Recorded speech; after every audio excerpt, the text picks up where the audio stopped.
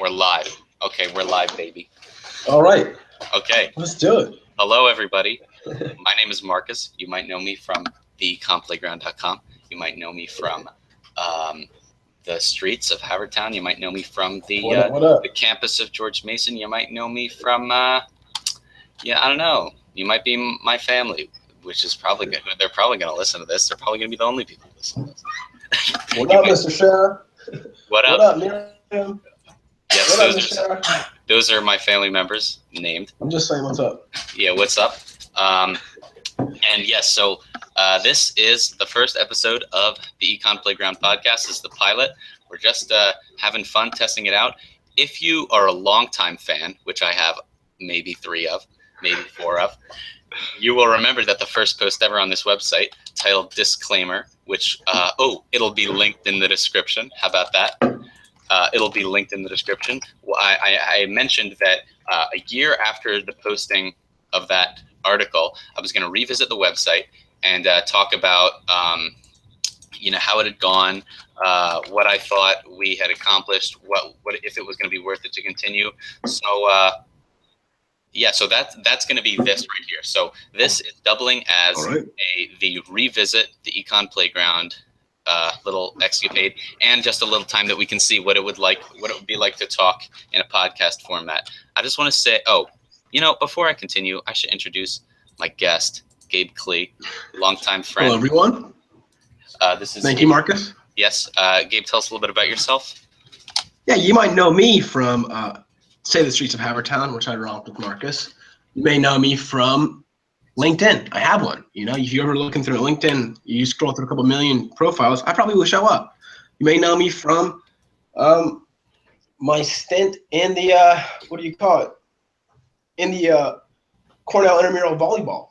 I'm on the team. I actually haven't played yet, so you wouldn't know me from it yet, but you will know me from it. I got a game tonight. So that's pretty much everything that's important about me. Okay.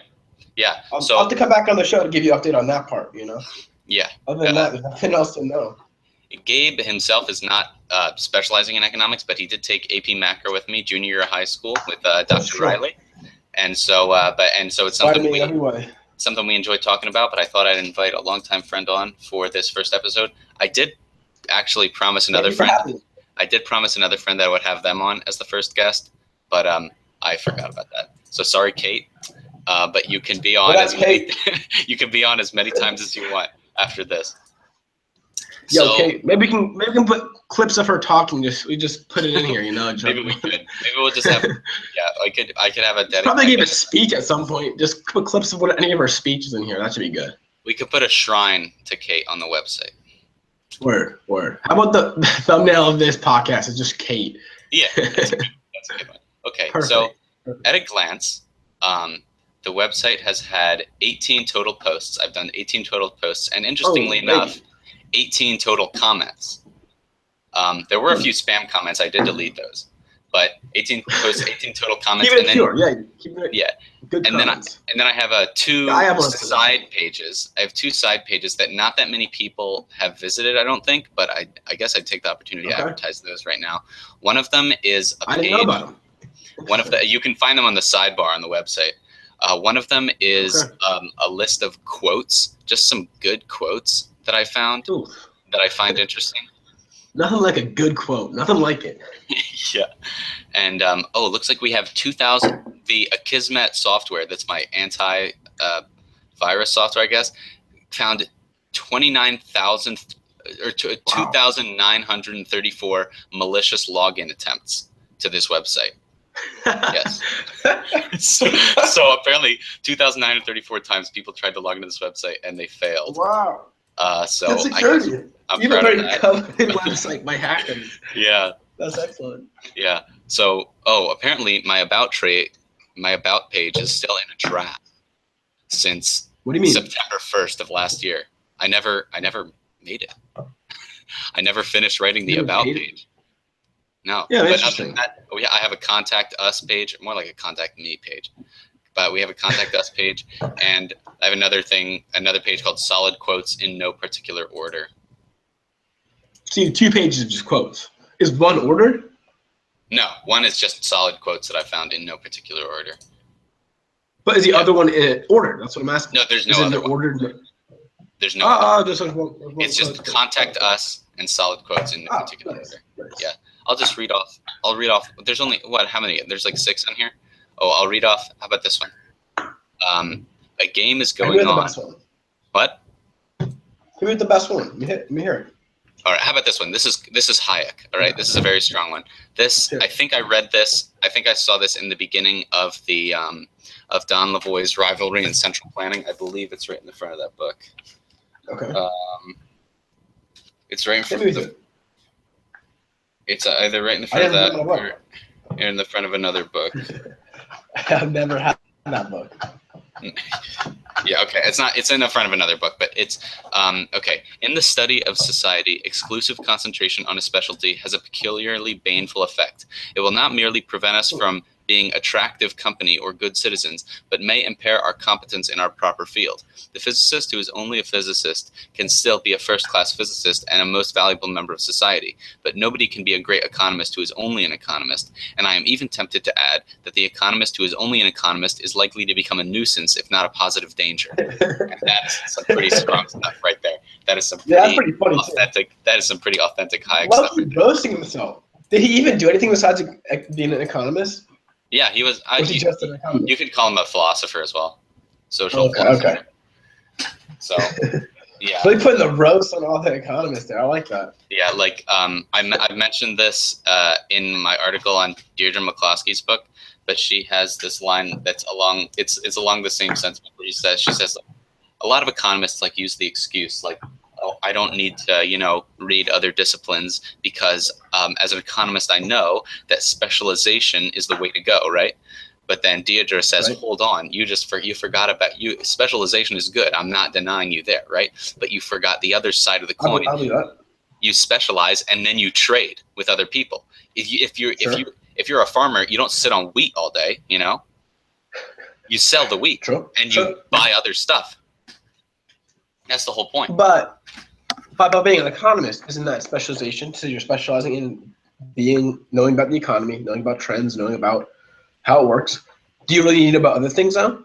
Couldn't you just export that knowledge and then just it's trading the benefits of that?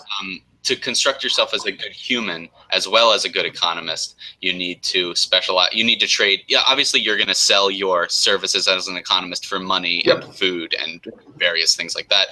But you need to specialize and trade in ideas to make yourself a well-rounded human. The only purpose of knowing things is not to get money for them. There's other reasons as well. I agree. So is it really specialization then? Do you really have to specialize in one form of knowledge? Or could you just try to acquire all knowledge and specialize in one like trade? Yeah, specialization is still a good idea because of the there's opportunity cost to spending your time working on other things. So you want to specialize in what you are most productive at and have the people that are good at those things specialize in what they're most productive at, and then you exchange because then there's a bigger total pool of it for exchange to occur within. Yeah, no, that's like a traditional specialization. But what about intellectual specialization? Are you saying there's no place for intellectual specialization, like outside of the economy, outside of a monetary exchange? Like on a personal level, is there any merit to studying one thing extensively? You know what I'm saying?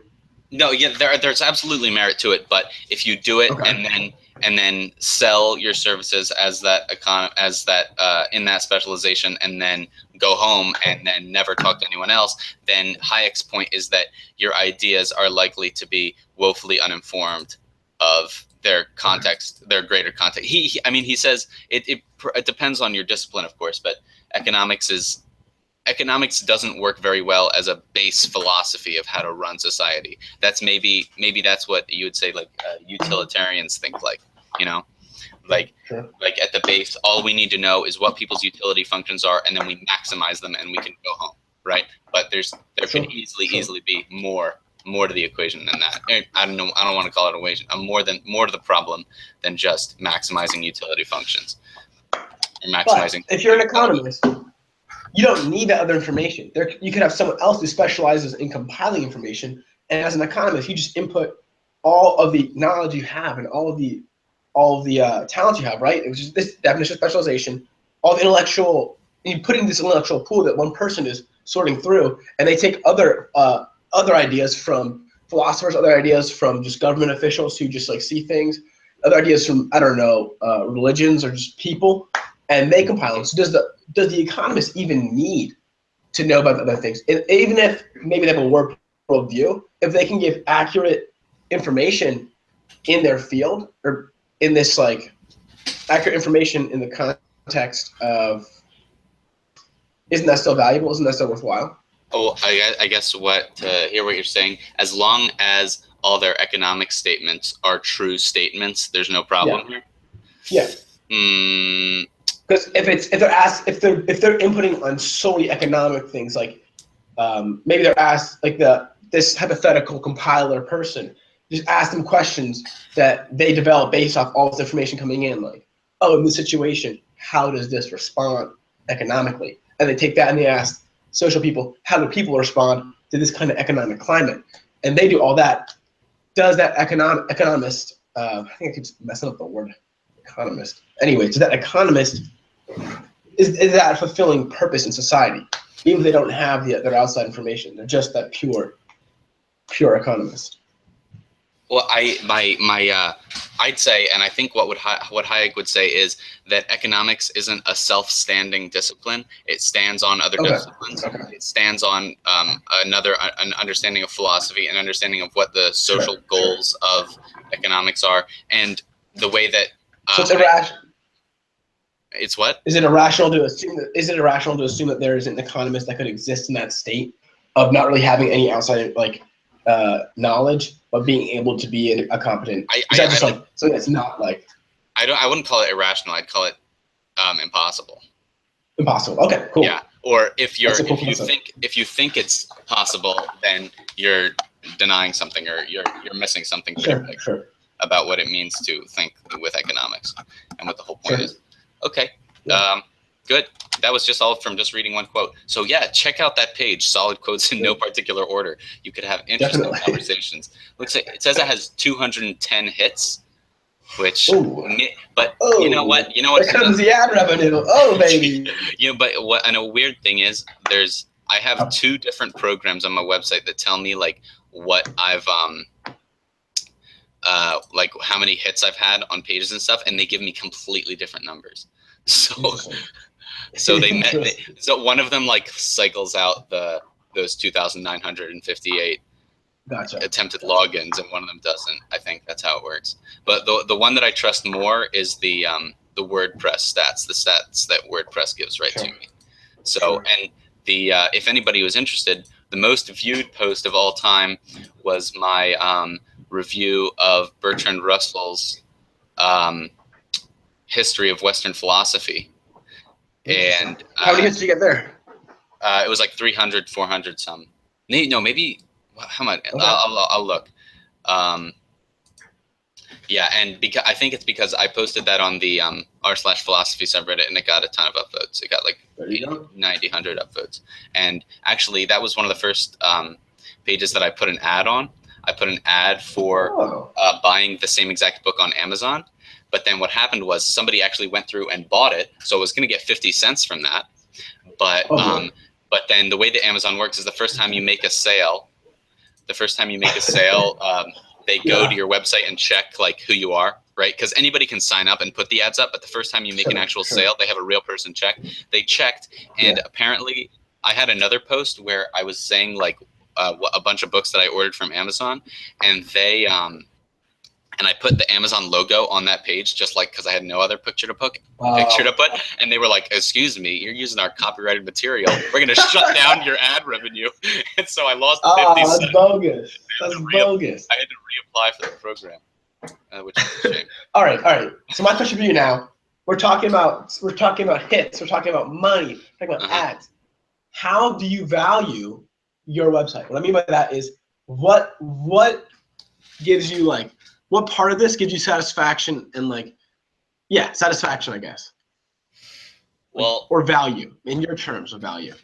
I guess views is a good. If I'd say a post is more successful if it has more views. That's one way to measure it, but I don't think that's a perfect way to measure it, right? Because so if you get no more views, would you be disappointed and like think that this entire thing was a waste? If I got 0 views from now on, then the new posts would be a waste, except for any of my personal enjoyment from making them. But then why put them on the website if you know no one's reading them? Why not just write them and keep them in my drawer? But but I wouldn't say that one post is better because it has more views. For example, what if somebody read my post, Rough Outline of the Modular Theory, has only 69 views, and they were, I don't know, they got some other idea spin off that. Oh, they cured cancer because they read my article. I'm not saying anything here. I'm not saying that I'm curing cancer. But I'm saying that it's definitely possible. It's definitely possible. But then, for example, I just looked it up, and that History of Western Philosophy review had 653 views. So that's pretty good. Yeah. So do you think that so is it like the spreading of ideas that is like your purpose for this website, or is it just like facilitation of conversation? Is it personal development? What do you think your purpose is here? It's like I guess I'd say it's all 3 of those, and it's also what would I call it? A almost like a intellectual resume. Okay, cool. Yeah, definitely. That's one thing that I like using. I'd like to think of this website as. Yeah, but definitely, that makes sense. Yeah. Showing off what you can do, what you know, what you are thinking. Yes. Definitely. Yes, definitely. Yeah. So, cool. Yeah. And well, the most viewed page is the home page, which has 780 views. But the home page includes like the most recent articles and stuff like that. So you can't really gauge what was read on that page, you know. Yeah. But if there's one article that people haven't checked out that I'd want them to check out, is that article, A Rough Outline of the Modular Theory. That one, it has a decent amount of views. What is that? What's the basic theme of that? You know what? I don't want to go over it right now because it's kind of complicated. Maybe a full episode I'd want to elaborate on it. Nice. Later on, a full episode I'd want to talk about that because that would be going into either. So I'd want to prepare to talk about that, honestly. But, that's fine. Yeah. That's good. Yeah. But okay, let's actually get into some economics today. Let's do it. I'm in a class right now. Okay, here at George Mason University. Econ 365. If anybody is a George Mason student, I highly recommend this class. Okay, basically all it is. Even not an economics student, we have a history major in the class and we have a math major in the class. And I think maybe there's a finance guy sat next to me, but he doesn't show up anymore. Classic. But what the class is it's topics in economic history. So we go through all kind. I have a pretty good teacher, Ennio Piano. He's a grad student. He's a 3rd-year grad student, and every week we have a different topic. We go over through a few papers, quiz on them, then we talk about them. Okay. Cool. So here's some examples of topics that we can approach with an economic way of thinking. Primitive economics. Okay. Superstition, slavery, the medieval church, conflict, crime. Midterm. I'm just reading from the syllabus. Midterm. Institute. that's this week. That's this week. That's a scary topic. That's tomorrow. That's a pretty scary topic. Oh, dang. Institutions, markets, the rise of the modern state, the paradox of the state, the great divergence. That's what is the paradox of the state? No, that's week 12. Oh, that's after measurement. Yeah. Nice. Culture and deep roots, and then society. So this is going to be pretty cool. There's going to be some. All right, cool. But so I want to go over some of the papers that are we did earlier on. Most of them are written by this guy named Peter Leeson, who I'd urge everyone to check out. He's got some cool articles. He's got a website, and he has a book that I have actually. Yeah, but he has a book that just came out actually. But he has a book called The Invisible Hook, which is, if you guys know economics, the invisible hand, Adam Smith's famous, analogy for how the people's incentives shift around in the market and how that produces the economic outcomes is an invisible hand. So what's the hook? Is it some sick beat he just drops and just like think hook very literally. Think hook very literally. Okay. Okay. And when does a hook replace a hand? Oh, when the hand gets cut off. Oh man, wow, that's an interesting concept. So is that about like government control kind of, or government involvement? It's about pirates. It's about pirates. It's about pirates specifically. it's a book. Really? It's a book about the economics of pirates specifically. Yes. No way. Yeah, it's really. Sick. Yeah, it's a sick book. Oh, that's incredible. Yeah, that's not at all like the. It's not. It's. I'll see how expensive it is. I doubt it's that expensive, but it's so. He has. All right, wait. I'm gonna pause you right here. I need to go to the bathroom real quick, but I'll be right back. Cool. Okay. All right. Cool. Sorry to miss the flow. All right. Okay.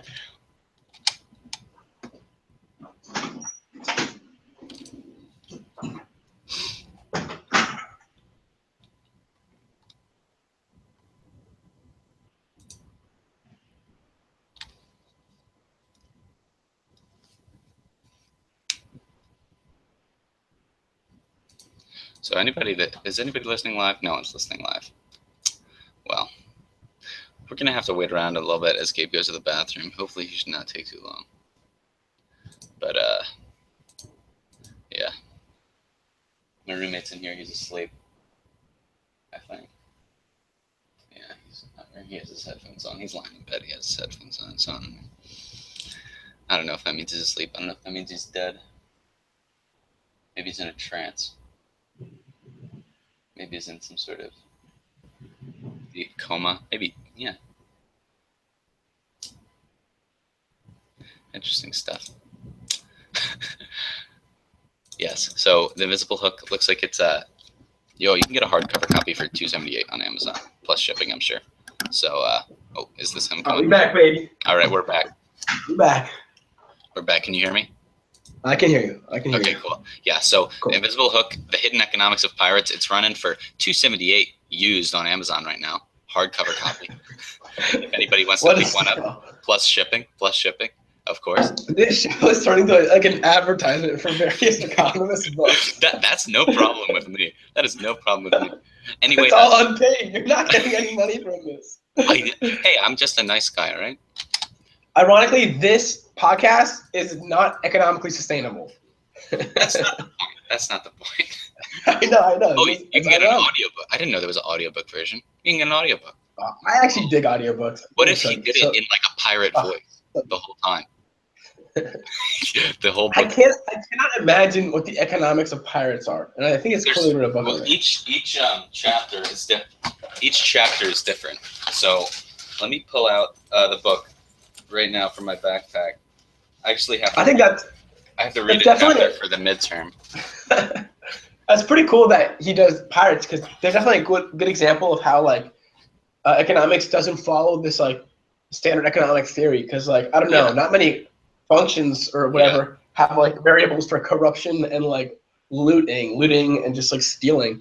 I don't know. I think that's definitely an interesting example. When you look into institutional economics, it gets far more interesting. So there's actually a lot of what we'd call institutional economics in here. So let me give you the chapter. Can you first give me a definition of institutional economics? I guess it's the economic study of how people deal with institutions. An example of an institution would be private property itself. The fact that we have like an institution between ourselves that we agree, this is my private property, this is yours, and then we so private property would be just one example, and then like government as a whole is an institution. The economics of how we institute or dismantle or deal within governments. Public choice is like kind of like a specific form of institutional economics. Public choice is like the economic study of government in a sense. Okay, cool. But yeah, so here's some of the chapter titles. Vote for Blackbeard, Economics of Pirate Democracy. Anarchy, the Economics of the Pirate Code. That's the worst. That's the worst. I hate that. Which is pretty interesting. if anybody's ever watched the Pirates of the Caribbean, they have those like they're kind of joke lines where they say like there's the pirate code, right? Yeah. And that was a real. There was actually a pirate code, and that's what this chapter's on. Did they write it down? Yeah, well, there was. It was in like. That's so anti-pirate, to have a pirate code. Well, I that's feel like yeah. okay, the institution of pirate to me is like it's very cutthroat. It's like basically it seems like an institution very much based off of like return. Like if the captain cannot get you money, you throw him over the ship, right? If like it's a ruthless system, you know, it's not like a system seems to be like the stereotypical one is Yeah, like well, you should read this book, buddy, because maybe I should just read this book. pirates I don't actually know much about pirates even. in the pirate democracy chapter, they talk a lot about how if, like, for example, if a pirate didn't like their captain, more often than not, they could like switch boats. Oh, that's pretty Like, cool. they could say like, I want to leave, and then they'd say like, all right, next Right, boat, right, hop right. on. Yeah, That makes sense. It seems like there's no reason you Yeah. shouldn't be able to do that. yeah, and And it yeah, incentivizes good captains too. yeah. So other chapters include Skull and Bones, Economics of the Jolly Roger, Walk the Plank, Economics of Pirate Torture, Pressing Peg Leg, Economics of Pirate Conscription, Equal Pay for Equal Prey, the Economics of Pirate Tolerance, and then the Secrets of Pirate Management. That's awesome. That's awesome. But Pete Leeson is like known for writing papers about I guess odd topics in econ, stuff that people usually don't talk about, right? So so pirates, and he wrote that paper on human sacrifice, which I'm just going to give you a rough rundown of what his argument is in that paper. So human sacrifice, usually the explanation for human sacrifice is like they were crazy or they had some bizarre religious belief that led them to do it, right? Yeah, I guess so. So he says early on in the paper, the biggest what society would you point to when you think of human sacrifice? A big the Aztec, exactly, right? He says that when the Aztec did it, if you look at specifically why they did human sacrifice or who they did it to, it was usually to enemies or prisoners of war or something like that. Really? So yeah, so it was. I guess that makes sense. Like, why not? Not gonna kill people. So human sacrifice in the case of Aztec was no more than like a glorified execution, and executions are. We do that all the time as a European. Yeah. So it's not as interesting to study, but what he wants to study is when everybody's just hanging out and then they kill a kid and they bury like its body parts around to like, fertilize the ground or whatever, right? Because they think like the gods like it, because that happened. Okay. He talks about this one tribe in India, the That's Khand. I believe their name was the Khand tribe, and so that's the case study that he has. But his theory of normally we'd think like, oh, okay, the explanation for that is they believed in a god that would do that. But so his question is, okay, well, if there's a society that believes that killing random children every once in a while is good for growth, then why weren't these societies weeded out in a natural selection kind of sense? Sure. So, and it's actually a pretty interesting argument, which doesn't seem as intuitive at first, but the more you think about it, the more it makes sense. So, okay, I do have a problem with that though. I have a problem with that in that for natural selection to occur, it does take a very long amount of time and a few generations.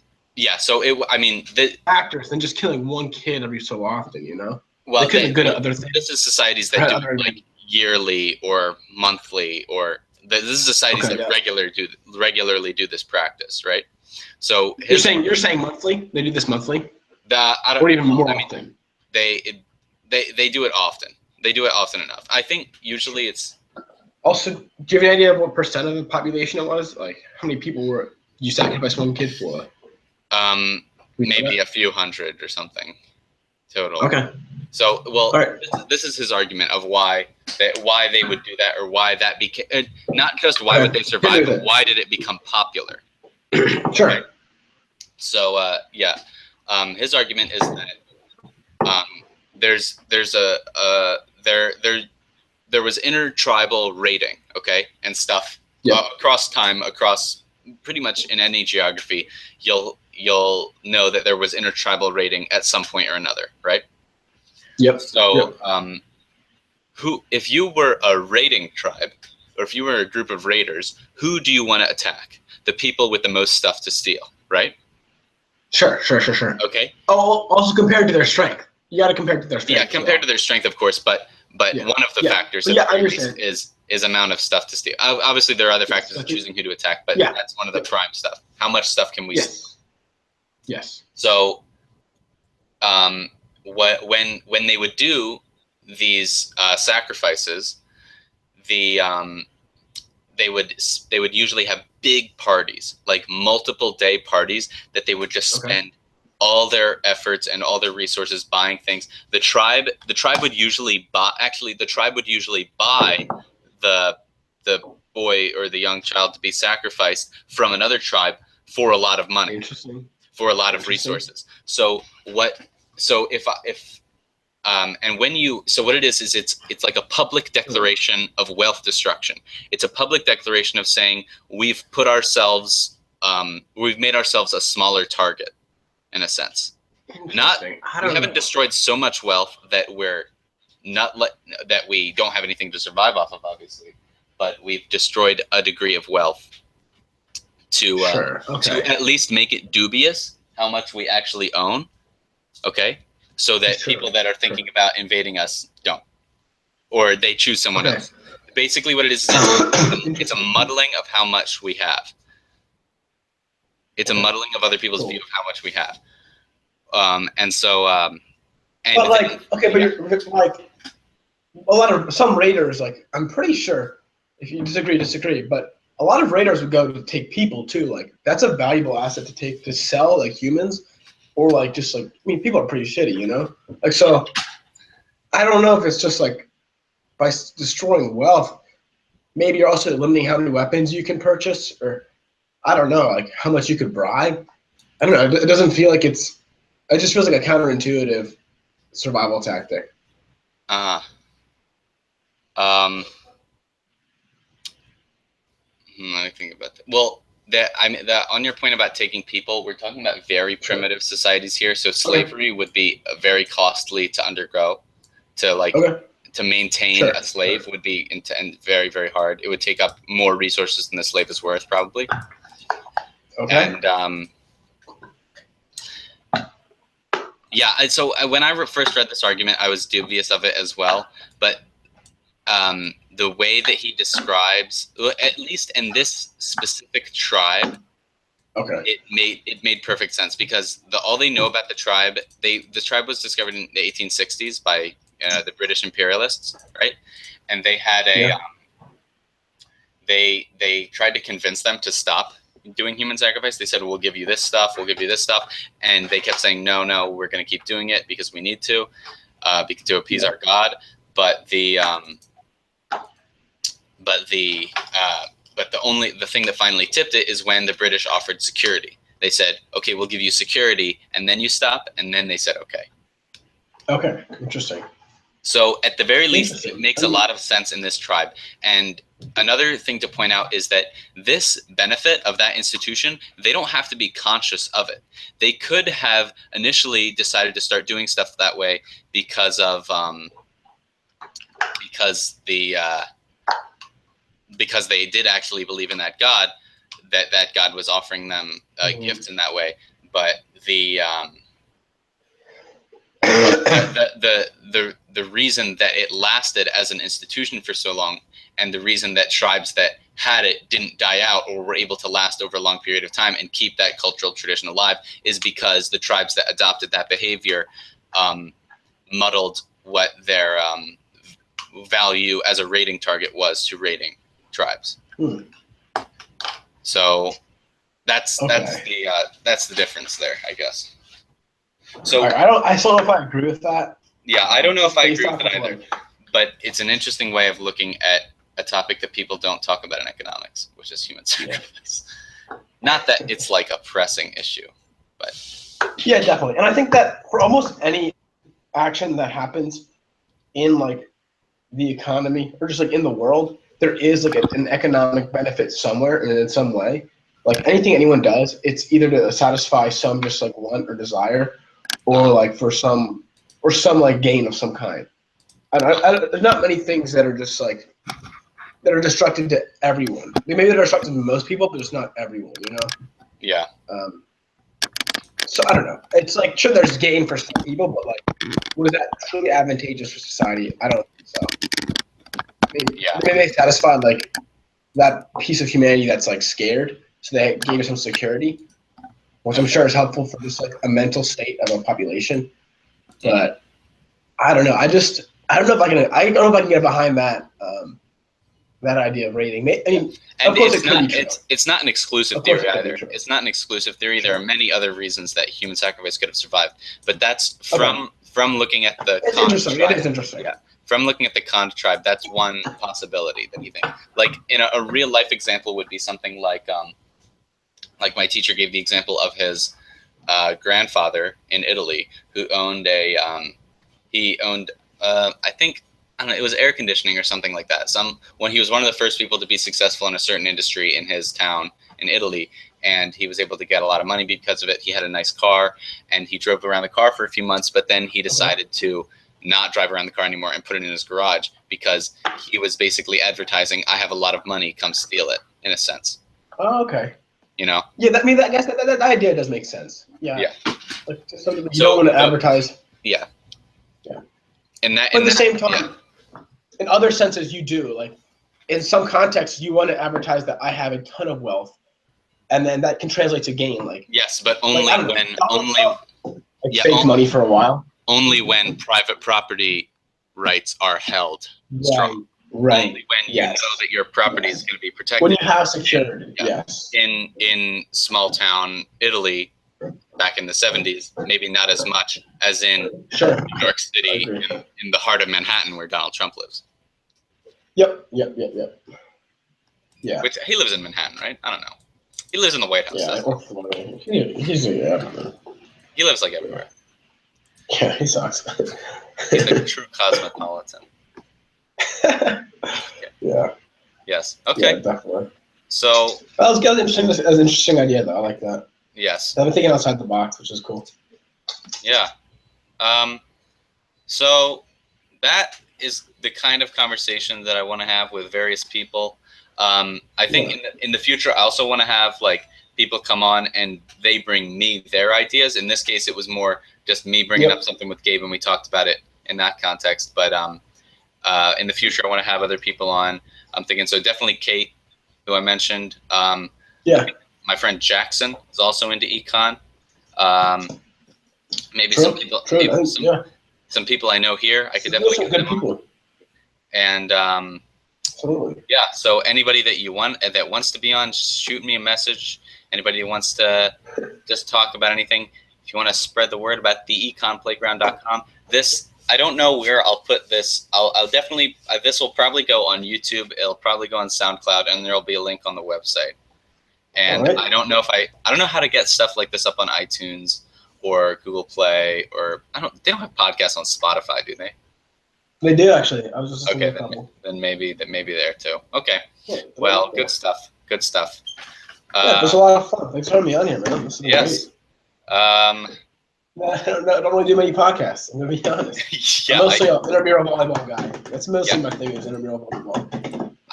I've been on one other podcast before, libertariannerds.com podcast. Really? They had me on for an episode to talk about. Yeah, what are you doing? Are you bouncing a ball?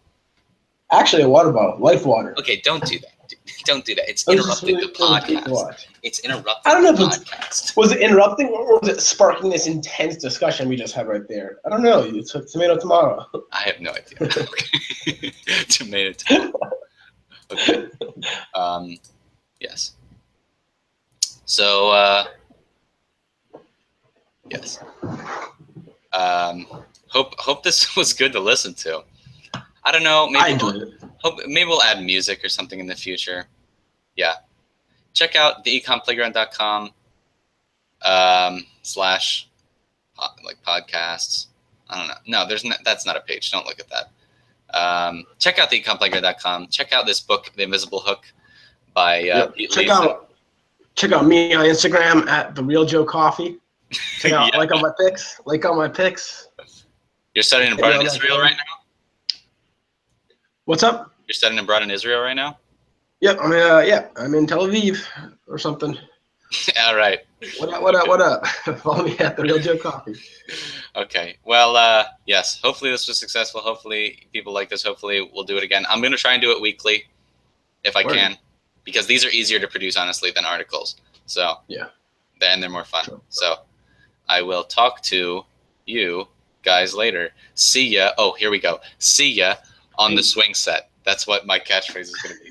That's going to be my goodbye. See ya on the curve. See ya on the demand. See ya on the supply curve. supplied. It's a working prototype. You know, this is a work in progress. But you know what? You can profile that. You know what? See ya on the slide. Supply slide. Supply slide curve. Okay. Stop. Catch on the playground. Catch on the playground. See you later. Bye.